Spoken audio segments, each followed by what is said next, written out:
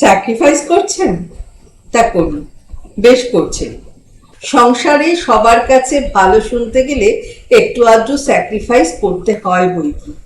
ভোর 4টায় ওঠেন, রাত 12টায় ঘুমোতে যান, তা বেশ করেন।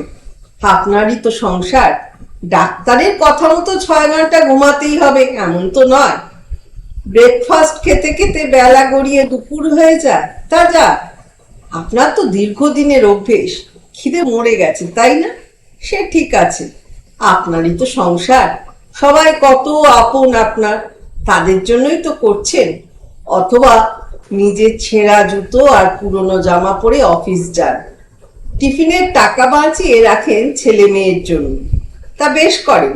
টিফিন না খেয়ে খেয়ে তো আপনার আর এখন খিদেই পায় না তাই না? পুরুষ অথবা নারী বলে নয়, মানুষ হিসেবে ক্রমাগত স্যাক্রিফাইস করে চলা আপনি ভুলেই গেছেন ভালোভাবে বাঁচতে। একটা টাইমে আপনার ঠিক সকাল 9টায় খিদে পেত, খেয়ে নিয়ে আপনার কাজ আপনি করতে পারতেন, তাতে রোগ ভোগ একটু কম হতো, এইটুকু। একজোড়া সস্তার জুতোর দাম বড়জোর 600 থেকে 700 টাকা। দিনের পর দিন ছেঁড়া জুতোর জন্য হীনমন্যতায় ভুগছেন।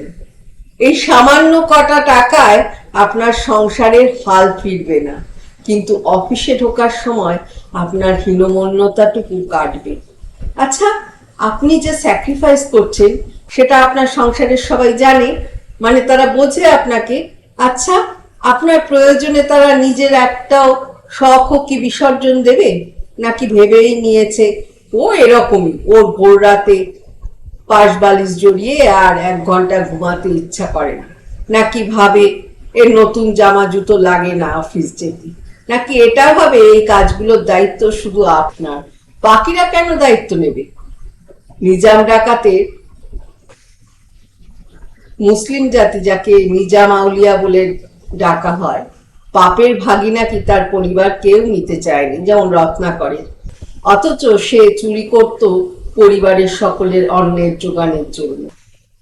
অবশ্য সকলের দায়িত্ব আপনার, তাদের ভালো রাখার দায়িত্ব আপনার। সংসারে কেউ একটু বেশি করবে, কেউ কম, তাই বলে নিজের সবটুকু অবলীলায় বিলিয়ে দিলেন। কিন্তু খেয়াল রাখবেন, যাদের জন্য বিলিয়ে দিচ্ছেন তারা এটাকে তাদের প্রাপ্য হিসেবে যেন ধরে না নেয়, তাহলে কিন্তু দিনের শেষে মনে হবে আপনি শুধুই দিতে এসেছেন, প্রাপ্তির ঘর শূন্য।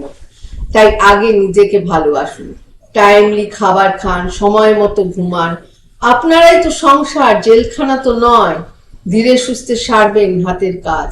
গান শোনার শখ থাকলে সামান্য অবসরে গান শুনুন, সময় বের করে বই পড়ুন, আয়নার সামনে দাঁড়িয়ে মনের মতো করে সেজে নিন একটু।